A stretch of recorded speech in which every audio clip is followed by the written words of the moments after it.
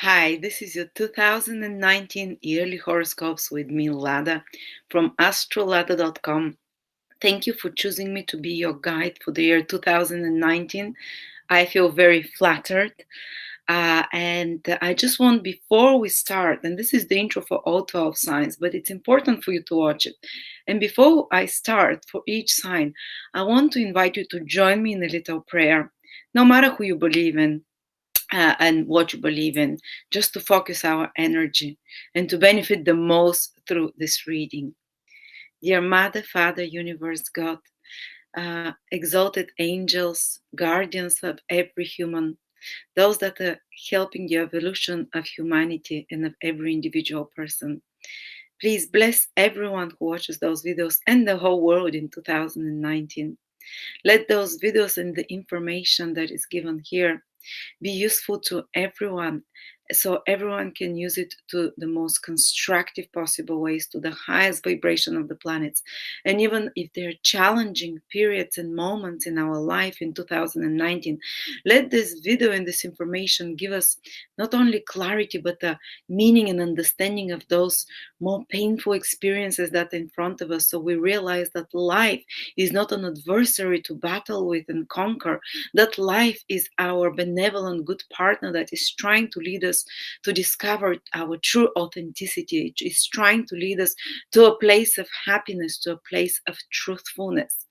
So let this year 2019 and the information we receive here, let us use it to the highest good for everyone involved, and let us be able to utilize the planetary energies to help ourselves, to uplift ourselves and those around us. Amen.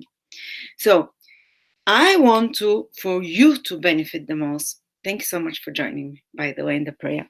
So for you to benefit the most from this, I want you to take a pen and paper and write down 3 things. And some of you would be just listening your sun sign.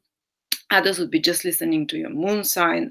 Others bought all the 12 videos, so you'll be able to be watching your ascendant, sun, and moon. But I always advise you, watch your ascendant sign, because if you go to a professional astrologer, they'll look at your ascendant and how the planets are in correspondence, where they're moving from that ascendant. And nowadays, more and more astrologers are using the ancient time of astrology, which is whole sign house system. So these videos are perfect. The whole sign house system is what when first astrologers created it, the system they were using it. So without the house cusps and anything. So the ascendant is the point of incarnation of the physical body.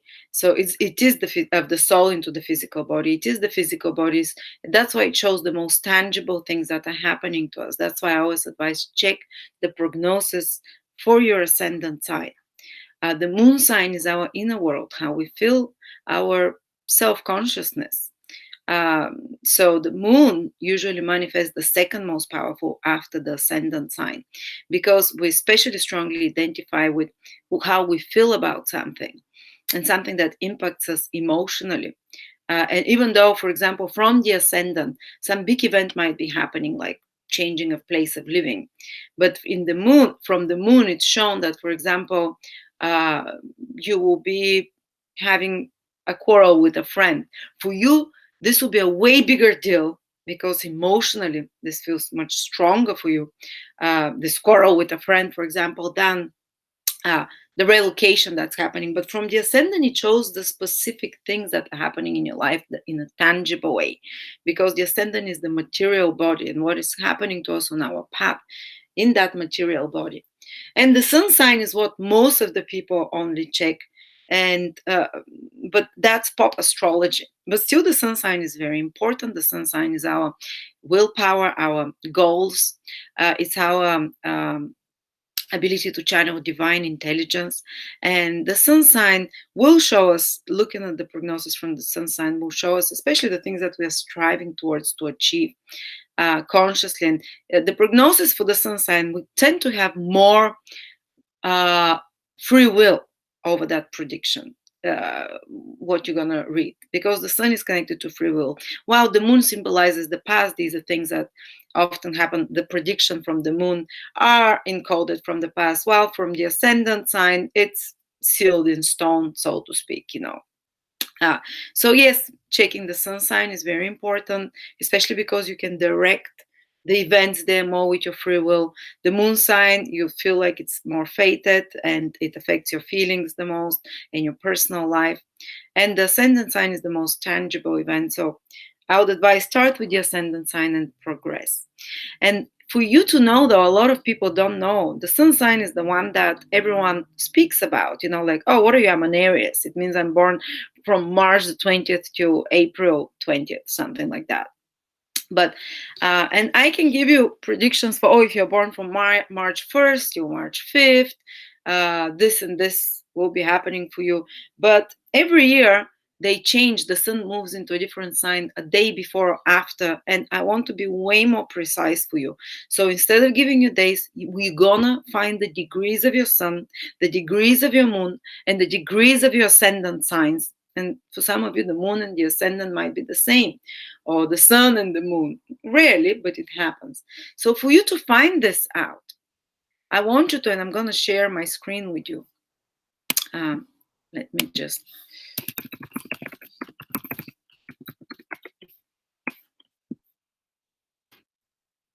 Here it is. Share. So I hope you see it.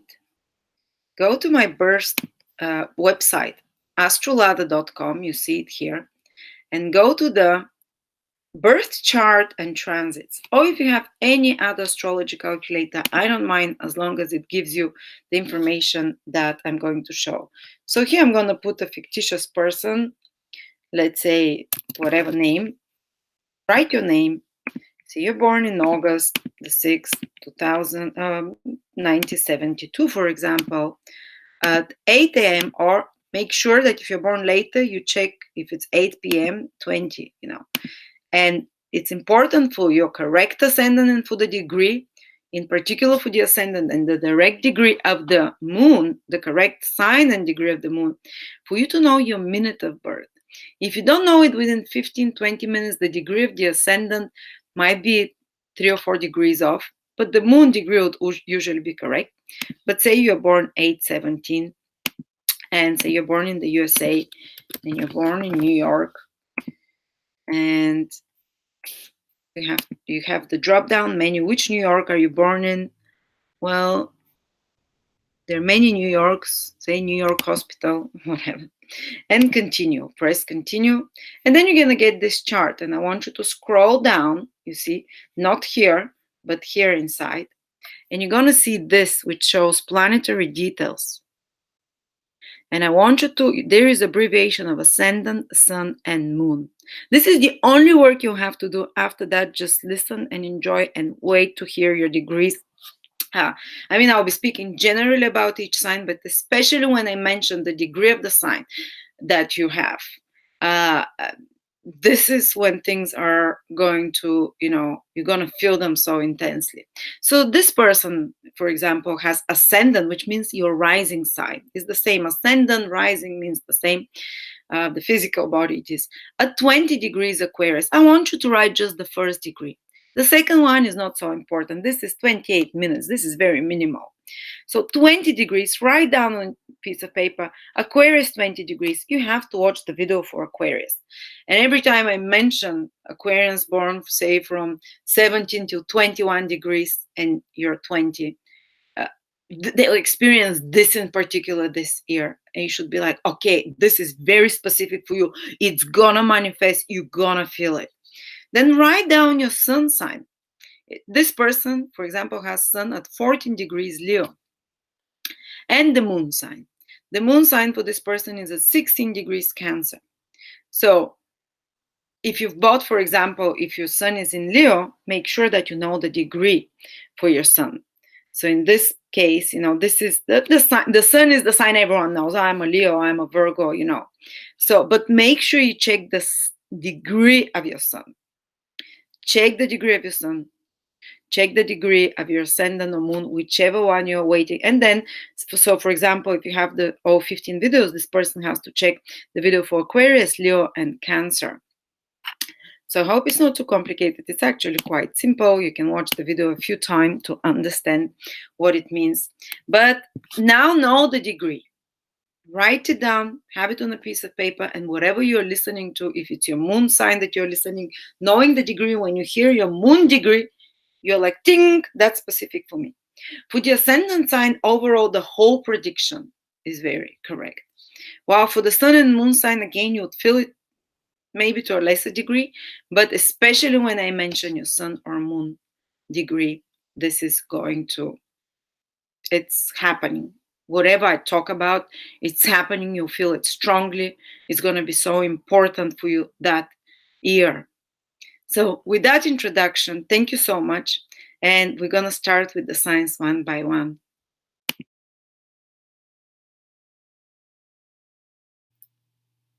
Libra 2019, whether it's your ascendant, sun, or moon, and I hope you have your degrees as well, because I'll be mentioning from time to time degrees that will feel whatever influence I'm talking the most, or specifically only they will feel it. So let's start with Jupiter. Where is it going to be? Jupiter takes 1 year to pass through a sign. So the whole 2019 till December, part of December as well, it will be in your third house, Libra. And wherever Jupiter goes, this is where we see easy growth. This is where we see blessings. This is where we can manifest. And especially this year, the manifestation will be particularly powerful and beneficial because Jupiter is in its own sign, which means it's like a double whammy influence. It's like we have two Jupiters there. And for you, it's transiting the third house, Libra. Oops. Third.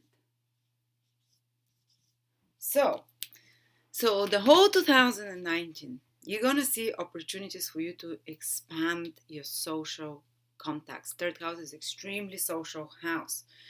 This is the house of communication. There will be an increased flow of communication. There will be more emails, more administrative work, more reports to write, more people to contact.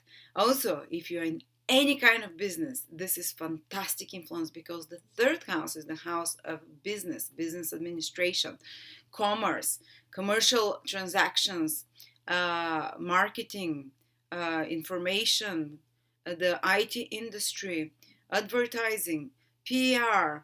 Wow, lots of things. I mean, most white collar careers and jobs involve third house activities, which is emailing, communicating, making campaigns for promotion or for marketing, sales of any sort. So, if your career is connected in any way with such activities, expect expansion and good results that bring fortune or that bring more abundance there. Yes, it can increase the you can give more such responsibilities, for example, more meetings, more business meetings, more sales and things like that. But the results are very good as well because you can expand your client base. You can expand more the reach to larger audience as well. Because third house, you can reach people through different social media, internet or whatever. Jupiter expand access to that makes it easier. And so, say if you're a marketer, or if you're a PR, or if you're a business administrator, this can be a very successful year for you. Or you can have more sales than normal. Or if you want to start your own business, Jupiter transiting the third house tends to make this easier and open paths for you because the third house is the house of self-made wealth in astrology. Wealth that comes to you by putting in use your own skills and your own intelligence, because third house also rules skills of any sort, how we use them.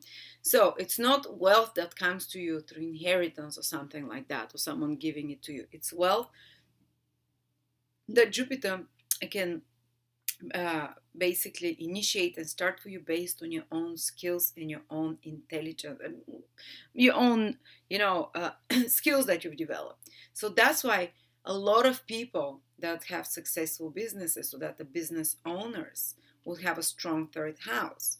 And if you have any such plans and goals, Jupiter transiting the third house can open the doors easily to that for you. And of course, it will increase all business administrative things, or business administrative tasks as well, because Jupiter expands whatever it touches.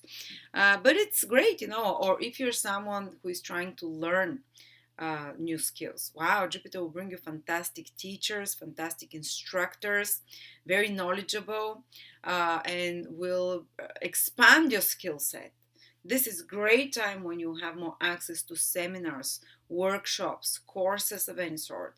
This is great time uh, to start studying some skill, some new skill, and it might be anything from how to make a website, or how to uh, drive, or how to knit, or how to play an instrument, or how to do marketing. I remember when Jupiter was transiting my third house. It was a fantastic time from the ascendant in my case.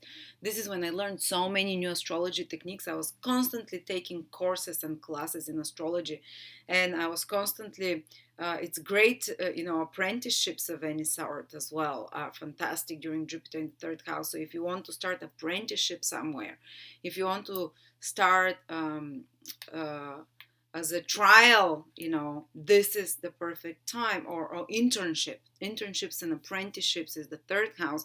So Jupiter will allow this for you, where you train, where you are learning from, in practice, where you get your hands dirty. So yes, if you're a university student and you're completing, you'll find a great place for internship. You'll find, and possibly even to international company, because Jupiter is in Sagittarius, so in a foreign country.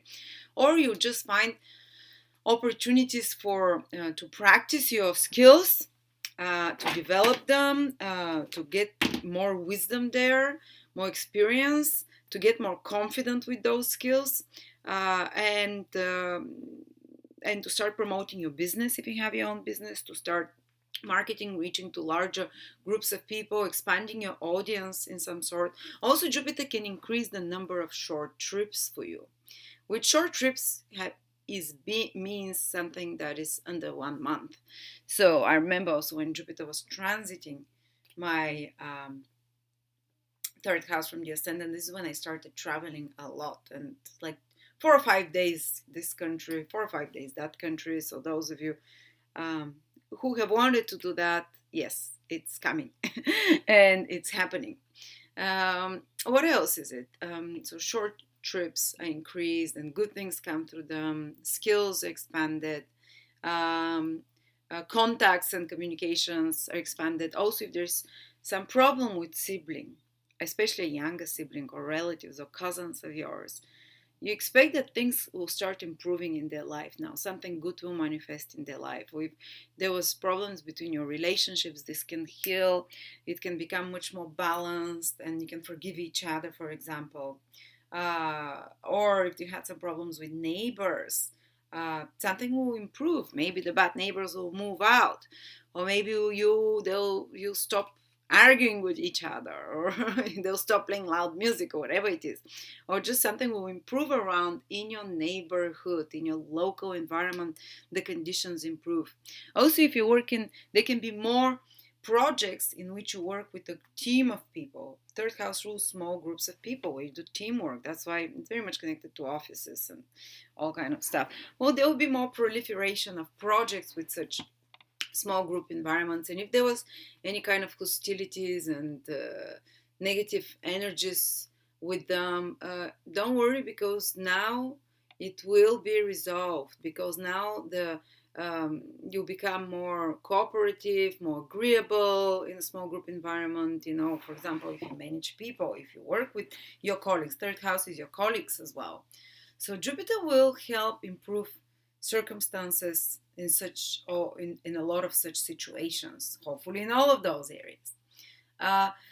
If you're someone who is a teacher or instructor who teaches skills, or who teaches others anything, again, there can be increase of your practice as well. If you're a marketer, increase in business. If you're in media, fantastic. If you want to start something to do with media, whether it's YouTube, whether it's Facebook, whether it's Instagram, if you want to start selling some product or do a website, Jupiter will bring you those opportunities. They will move forward. well and smoothly. Well, they can be a little bit of a delay. That's when Jupiter goes retrograde, because you have to rework it and make it better. That's from the 10th of April to around the 11th of August. Things can slow down in regards to all those things, that those new opportunities in third house opportunities that I talked about. They can become a bit more, toned down. But again, when Jupiter starts moving from the 11th of August forwards, you'll start seeing the results of the efforts you have to put. All right. And also, this can be a time for a lot of short trips and journeys, and a lot of seminars and lectures, all those things. But Jupiter is also sending a trine, which is very beneficial aspect of expanse and opportunities and growth, to your seventh house as well, and to your 11th house, which are all social houses. So somehow your social life gets overall better and improved and expands. There can be an increase of friendships or increase of your fan base. The 11th house rules those. There can be an increase and expansion and more knowledge through some kind of mentors as well as the 11th house. They can be new friends, and they are friends that help you and they're more beneficial for you. And the seventh house is also the public, and seventh house rules your partnerships, so it can have a beneficial influence as well on your personal relationships, one to one. For example, it can strengthen a relationship of some sort. It can bring an opportunity for a new relationship, so it can create a positive business contract of some sort, positive business relationship, uh, and things going well there, of sign a contract or agreement of some sort. Jupiter helps with all of those. And especially if your ascendant in Libra is from around, in particular, or the moon as well, but from 14 to 25 degrees. So 14 to 25 degrees in Libra, Sun, Moon, or Ascendant, Jupiter, you'll feel it even more so. There will be support from others, gentle opportunities that come to you, especially good to collaborate, cooperate with others, to build bridges, to communicate, to establish connections with others. Those will be beneficial and can influence you for a long time. And if it's your ascendant from 14 to 25 degrees, Jupiter is sending a trine to your seventh house. Oh, that's my husband's ascendant, yeah. Which means that it improves your relationships. Specifically, you will feel it the most.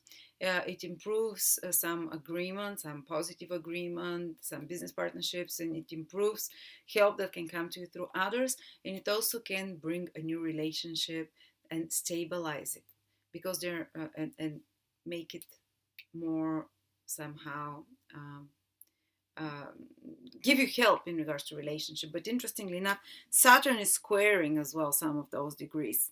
I forgot to mention that, from 13 to 21. So 13 to 21 degrees, Saturn will be squaring.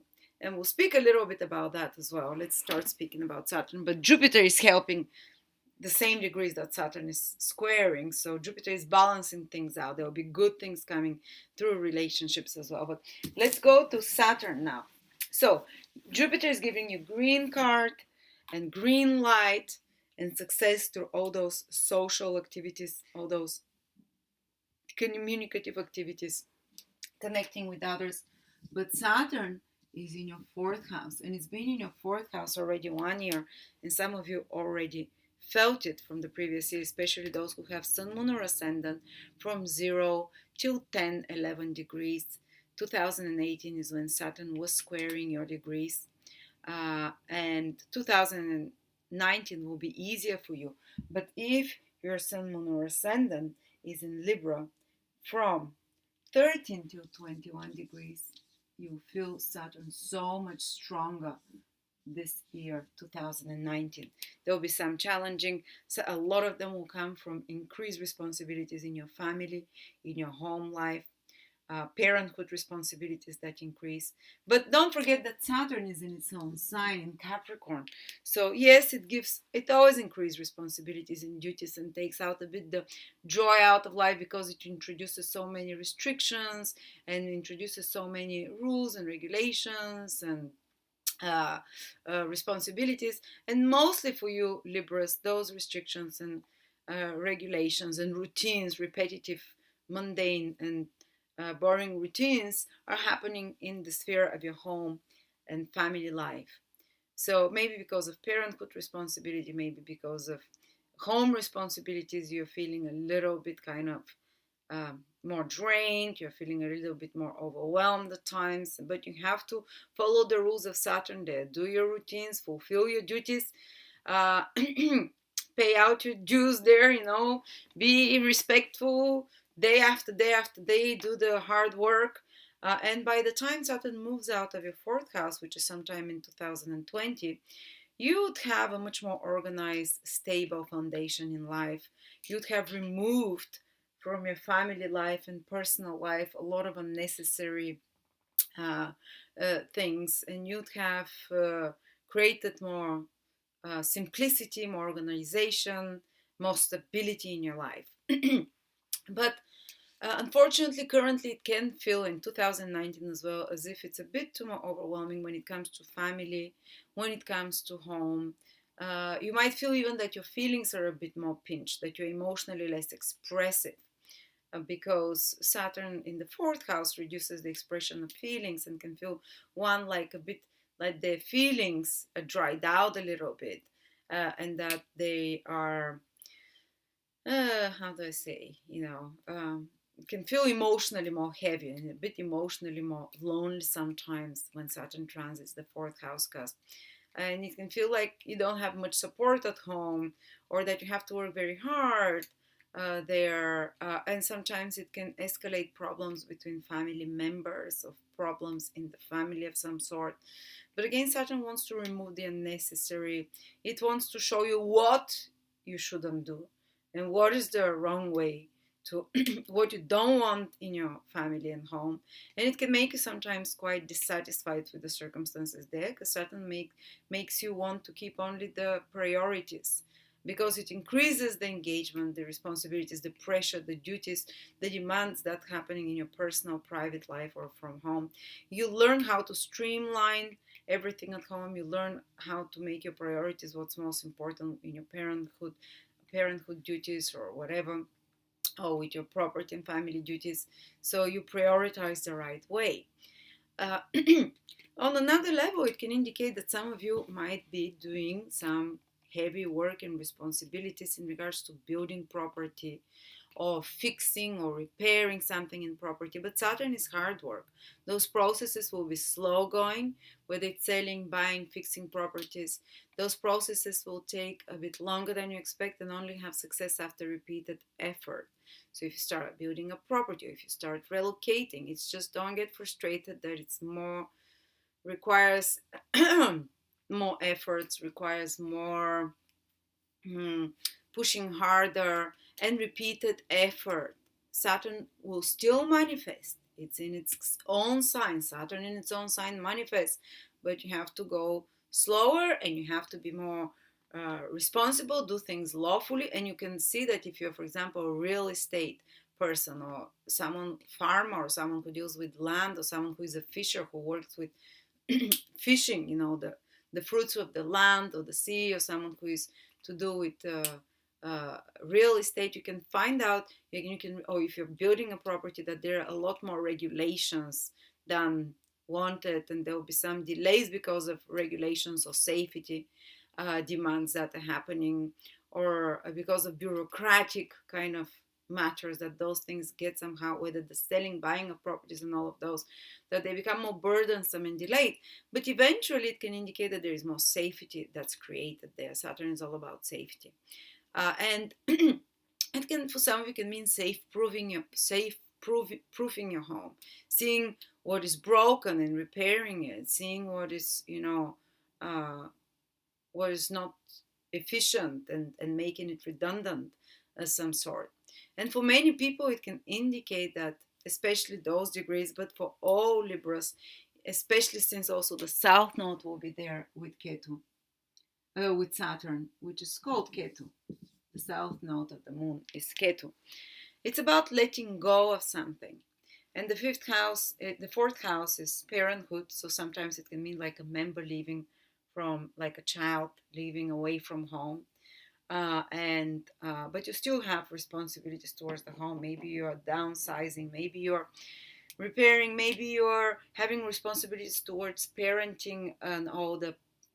Sometimes I've seen when Saturn transits the fourth house, you have more responsibilities with home because you have to take care of a parent. You have to support them. You have the responsibility there, or of an ailing parent or someone. Uh,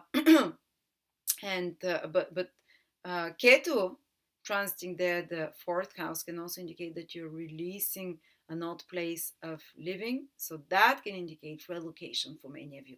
Ketu and Saturn together there will be a relocation. It might take more efforts or more repeated, kind of more trying it a few times over and over, or some delays and working through some bureaucratic or kind of other restrictions of some sort. But ultimately, it will.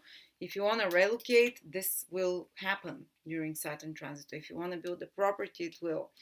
And you just have to kind of acquire an attitude of a witness rather than get frustrated, because Saturn requires you to fulfill your responsibilities towards family, and often without help from others, without help from parents and stuff like that. There are many responsibilities with family and parenthood, and can feel property, or if you're a real estate agent, yes, it can be very busy time for you, but with extra responsibilities and frustrations of some sort. But the final result can be fantastic. Again, as I said, the Saturn is possibly in its most positive sign, Capricorn. It's in where it gives eventually after repeated effort. And of course, the fourth house is acquiring of licenses, citizenships, passports, documents for credentials, for belonging to a culture or something. So this can be, again, this process can be delayed, but again, it will manifest as long as, just expect that it will be more frustrating. It will be a bit longer if you're trying to, get citizenship of some sort, credential, diplomas and licenses of any sort is the fourth house. This will be a bit delayed. It might have some setbacks, but if you try a few times, you'll get it. Saturn will manifest it. If you give up on the first time, it's not going to work. So persevere in those matters.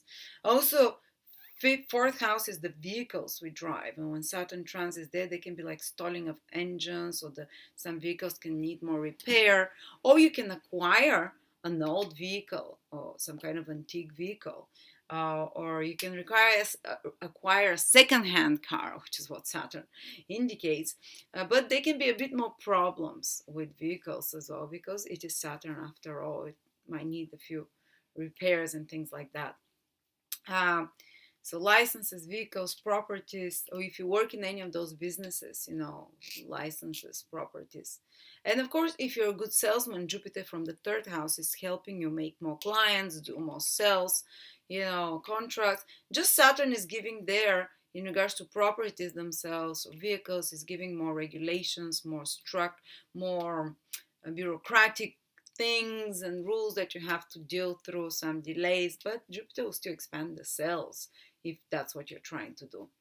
And at the same time, Ketu being in the fourth house indicates that you might not be really interested in all those things, but you have to do them, because Ketu is all about like, I'm a bit apathetic towards that, or I'm lost interest towards that, but you have to do those responsibilities, and you have to approach matters regarding family and home and your personal life and place of living from a more distant, accepting, and perspective.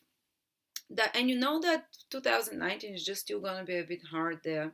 but you have to persevere, try over. You can have great achievements, I repeat, by the end of this period. Usually Saturn has to come out of the sign of the fourth house for you to see the results, so it can feel a bit frustrated while it's there, but you're building a strong foundation of your life. And often this is a time when you can settle as well to a new place, or uh, start your uh, family life of some sort, but it's tied up with more responsibilities again. But you might feel, as I said, with K today in the fourth house as well, a bit like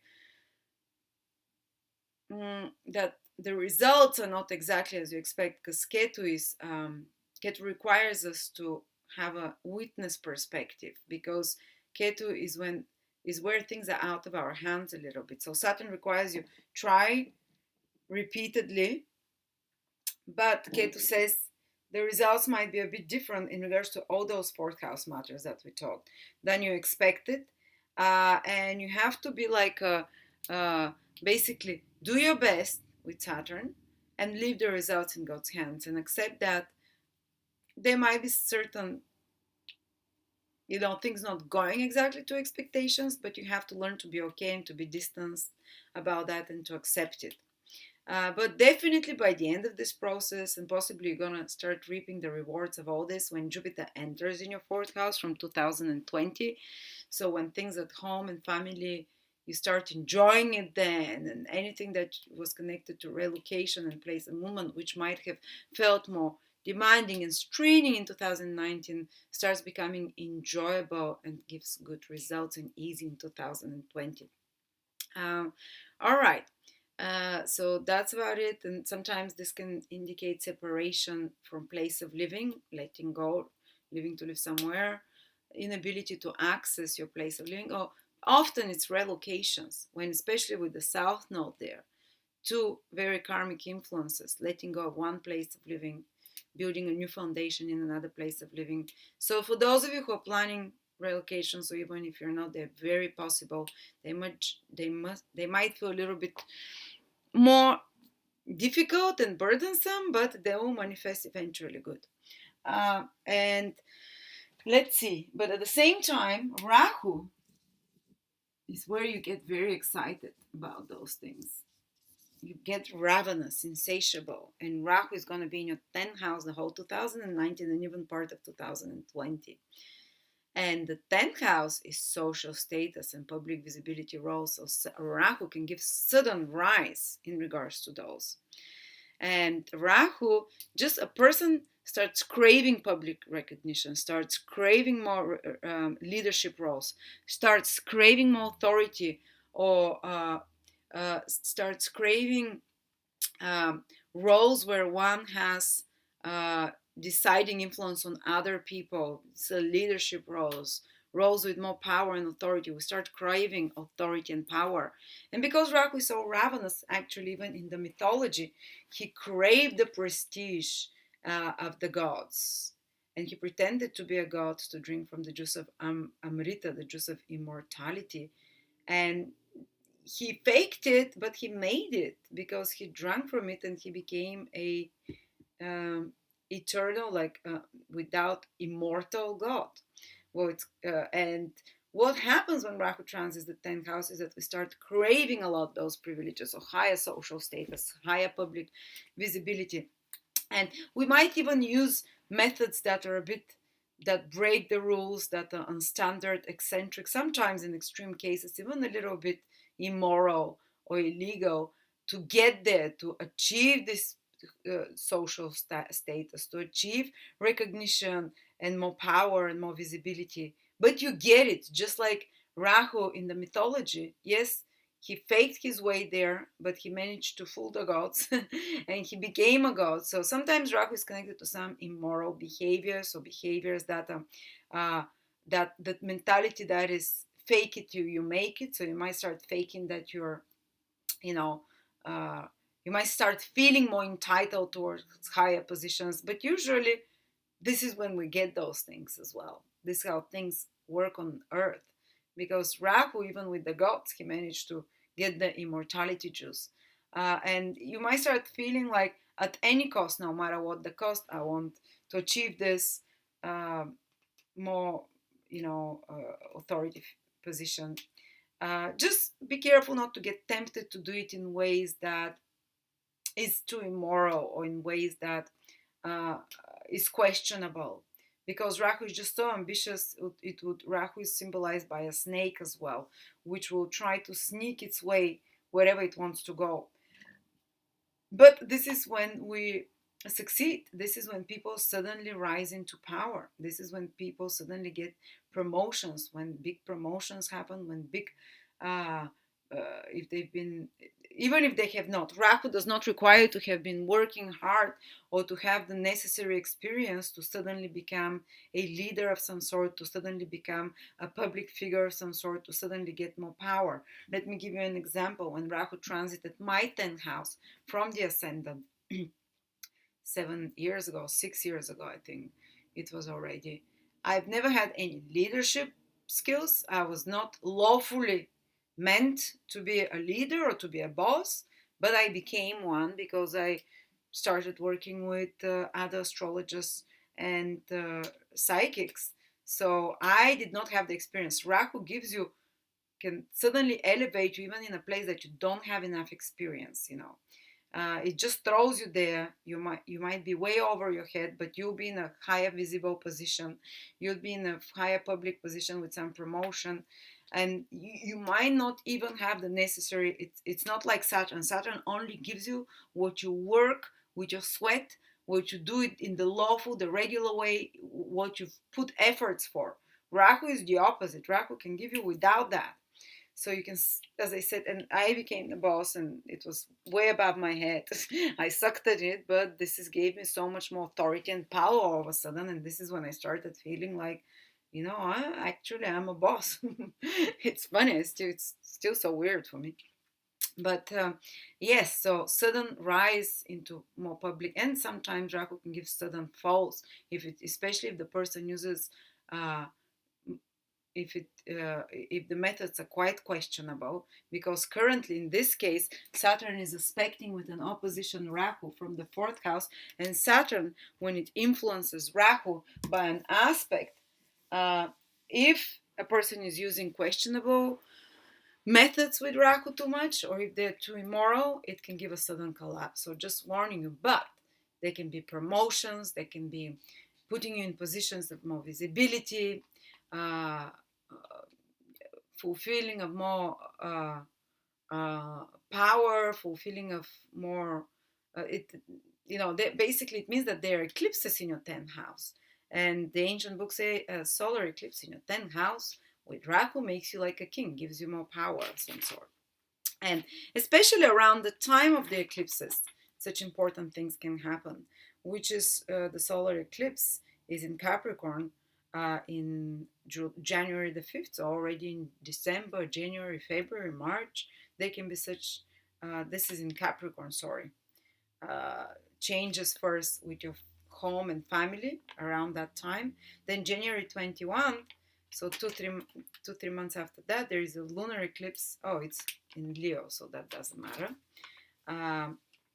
But the July the 2nd solar eclipse is in your 10th house. That's particularly potent.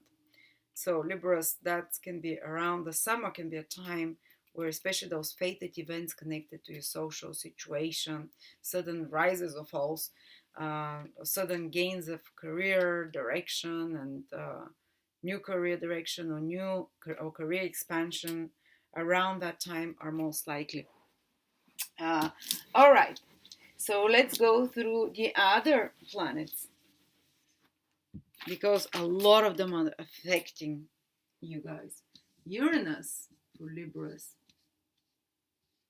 is only affecting those Libras with an opposition who are 28 and 29 degrees planets.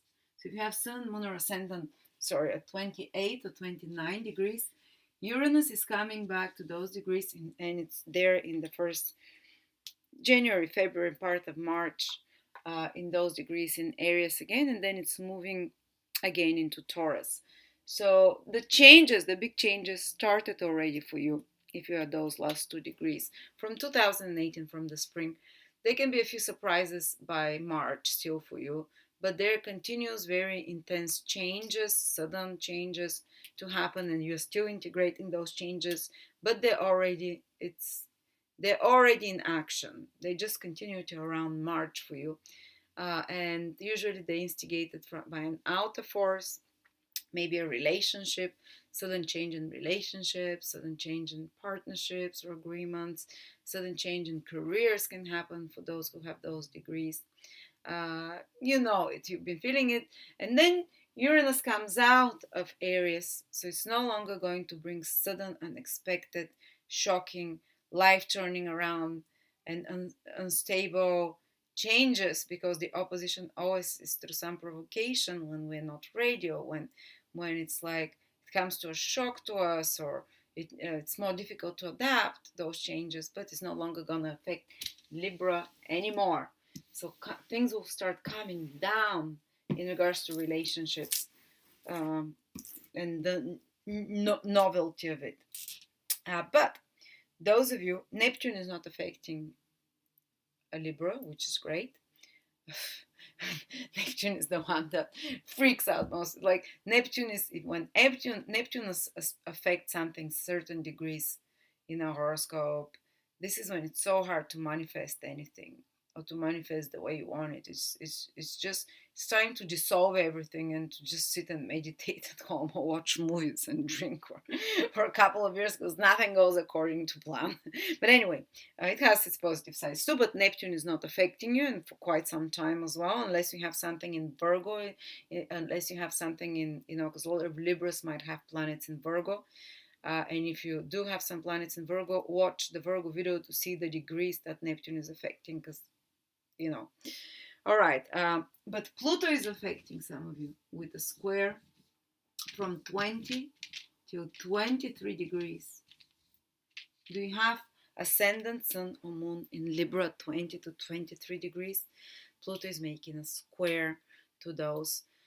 It's a small group of people, only of you, but this is such huge transformations, and they're slow, and they last for about 2 years, and they're on a deep psychological level. It's like a pure purging of your old self. You might feel like a part of you is dying, and you might feel like it's like, and it might feel scary, and it might feel intense, and it might feel paralyzing at moments, because it's a 20 to 23 degrees, you see there, because Pluto is the planet of death and rebirth. But don't worry, it will be reborn. Whatever is happening, it will come back, it will be reborn.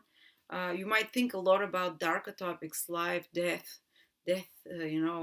um, crime, obsession, jealousy, intrigue, or might just watch a lot more conspiracy movies or crime documentaries, be a bit more obsessed with the darker side, to the darker sexuality that can develop sometimes. Obsessive tendencies or panicky OCD tendencies can develop while Pluto is around, because Pluto is trying to purge to the surface trauma based on many past lifetimes. And Pluto's transits are so rare, they happen once in a lifetime. So if you have Sun, Moon, or Ascendant in Libra, those degrees, there is a huge purging happening in your life, that what you can benefit through psychiatrists, psychologists, private, digging into your past, or uh, some kind of other occult or transformational methods.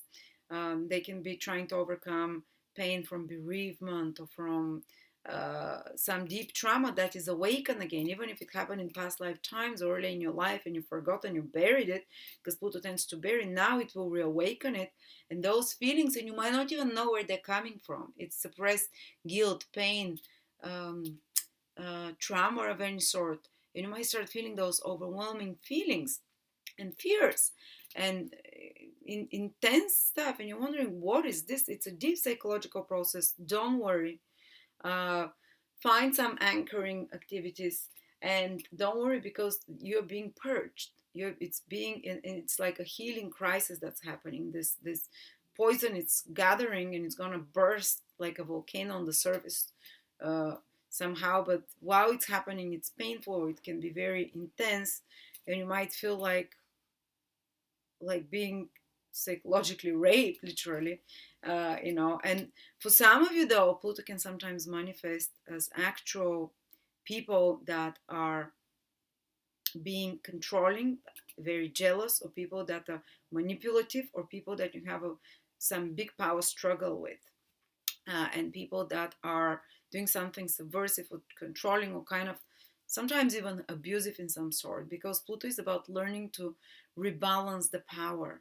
So if you've been giving your power away to someone, Pluto will escalate that. It will just become intolerable. So you finally regain your power and you finally turn around and say, no, I'm taking back. I'm not letting you abuse me anymore. I'm not letting you manipulate me. I'm not letting you control me anymore. But it happens in a more painful way because it's a square aspect. Or if you've been the one who's been manipulating, who's been trying to control, who's been obsessing and jealous and, trying to, read your partner's messages, or kind of whatever, controlling everyone at home, or uh, trying to know everyone's motivation, trying to micromanage everything kind of in a paranoid way, or if you've been taking the power of someone, your power will be taken away. When someone has those tendencies, they crash when Pluto transits distant lunar ascendant. They are shown, and they actually become more power hungry, even more intensely so. And these tendencies intensify until it scares them, or until it crushes them. So you introspect and decide that you cannot continue like that. You have to change something and you stop controlling. I've known friends when they had Pluto square or something, they the tendency, paranoid tendency to follow their boyfriend or girlfriend, they would increase a lot more in jealousy, and till the point where they would have like a mental breakdown and they say, that's it, enough, I'm no longer gonna do this. And total transformation. They stop like doing that and they don't do it with anyone else anymore. So Pluto finally wants to, if you've given your power away to certain addictions, to certain obsessions as well, Pluto wants you to take your power back so it can give you amazing willpower as well to achieve something extraordinary. And because it's in your fourth house, it can be connected also with your home and family and personal life, and purging of emotions. But at the same time, there can be some power struggle while this is happening. My husband had that exactly when we were the first year we were together, Pluto square, and still actually the ascendant. So he went from, it was amazing because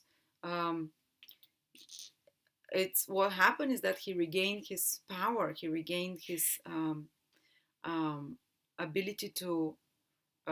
There was a power struggle happening, not between us, but with a business partner, and it was horrible. We were both afraid of this person, and my husband took back his power and got empowered. And yes, the power struggles were continuing for a year, but he learned to stay strong and to regain his power. So you see, the final ultimate goal of Pluto is to empower you, or to make you more human, and to rebalance some or to rebalance some extreme paranoid or controlling tendencies in you. All right, so that's about Pluto, but it can transform things, and especially if you're doing something plutonic, um, like a career that's plutonic, it can give you a lot of power, and you can meet some. If it's your sun, moon, or ascendant, you can meet some powerful person in your life now. You can meet someone with strong plutonic energy, or it can be more like an internal process that is trying to that is doing those deep psychological transformations. And now let's look at the Mercury retrograde planets, Libra. For you, Mercury goes retrograde in March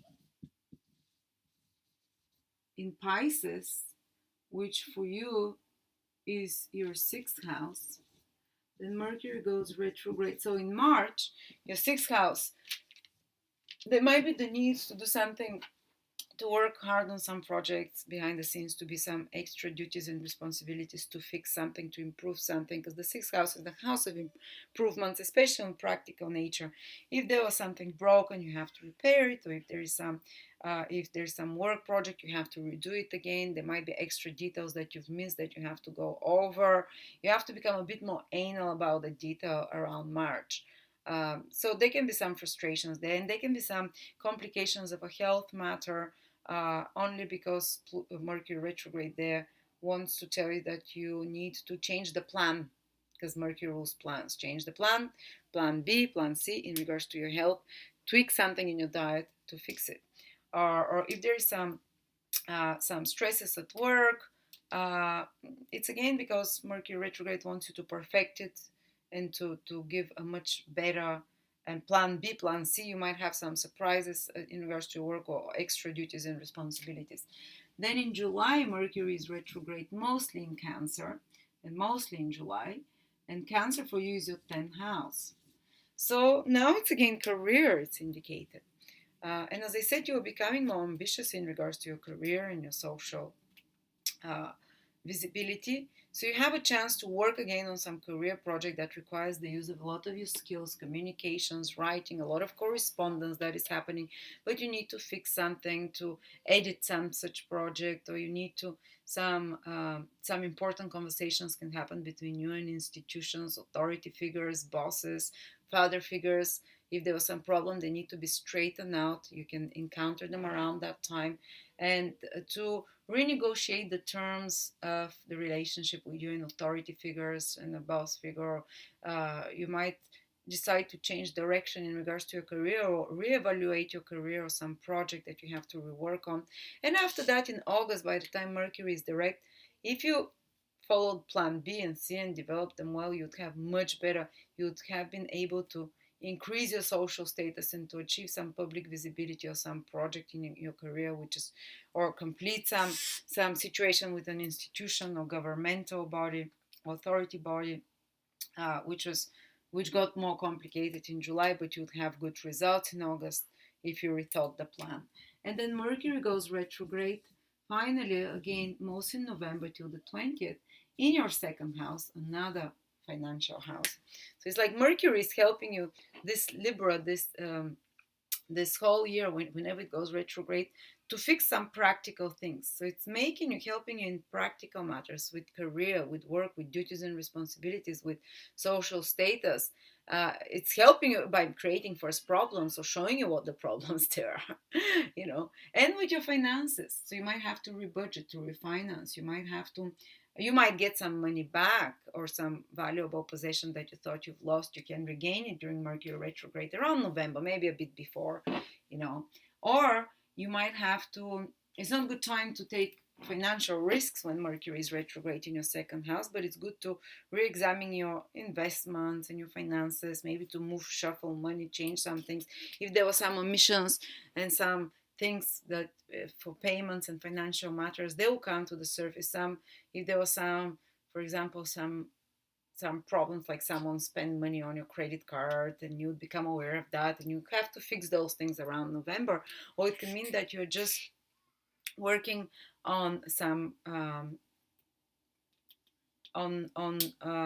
reworking a financial strategy of some sort, or reworking a second house rules all assets and valuable things, that you're re-examining those, and that you're maybe repairing those, or reevaluating them in some way. It might be time when you kind of remove a lot of unnecessary stuff, because especially possessions that you have, because Mercury re-examines, like, do I need this, do I need off all right. So interesting, Mercury retrograde. And Mercury is very business planet, very practical, rational. Is making you take more practical, rational decisions and re-examine your work, your career, your finances. And by the end of each of those retrogrades, you can have much more efficient, much more better planned and organized area of your life there. And last, let's see when Mars is going, what places Mars is passing in your horoscope this year. Because these will be your busiest months of the year. Whenever Mars moves on an angle from your sign, this is when people become most active, but also most easily provoked. These are the periods when you have to be the more red alert period, when you can get a lot of done, but if you don't have something productive to do, and you're having a Mars transit and you don't have something productive to put your energy in, these are the periods when you can go and, like, there is a saying, idle hands, devil makes use of idle hands. You can go and do silly things, or you can just, this energy can get frustrated and you can do, like, you can fight more with people, people can challenge you more, you can respond more. But usually it's great to turn that fire into action, into when you get angry, you lose fear and you go and tackle problems that have to be tackled rather than creating new problems. So from April until the middle of till the middle of February. So sorry, not April. So January till mid February, Mars is in your seventh house, making an opposition to Sun, Moon, or Ascendant. And for some of you, those who are born in the first 20 degrees, it's January. Those in the next 10, in the last from 20 to 30 degrees, they feel it in February.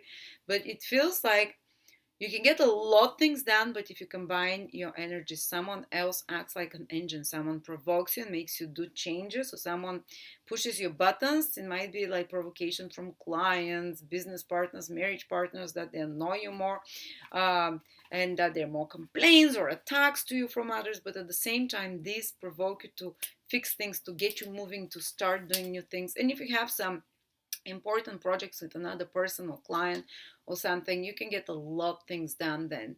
You feel the fire and the energy, and you can, but you can fight with others more. Also, it can increase your sex drive, you know.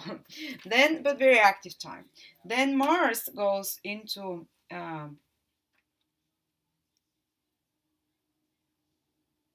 10th house from let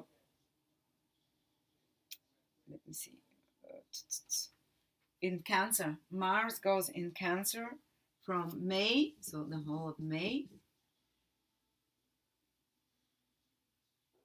No, it's not. From May the 15th, so May, mid-May, till and the whole June. Mars will be in Cancer, which means that Mars is making a square from your 10th house. So, very active time for your career. From mid-May till June, busy, busy, busy, but you might have clashes with authority figures, with father figures. But at the same time, remember that Mercury is there retrograde. No, it goes there in July. It becomes retrograde in July. But Rahu is there. So very ambitious time where you can get a lot done in your career, where you can have sudden breakthroughs in your career, sudden promotions and rising, or just move ahead with plans in regards to your career or in regards to your worldly actions. Very busy. You can be very productive in that time, but again, be careful with clashes, because you're more likely to be more fiery, to be more argumentative, to have clashes with more bullying people in power. Or if you're a boss yourself, you can become quite demanding and push, push, push, and impatient, but again, you get a lot of things done. And then finally, Mars again comes into your sign from October till November, October and November, basically.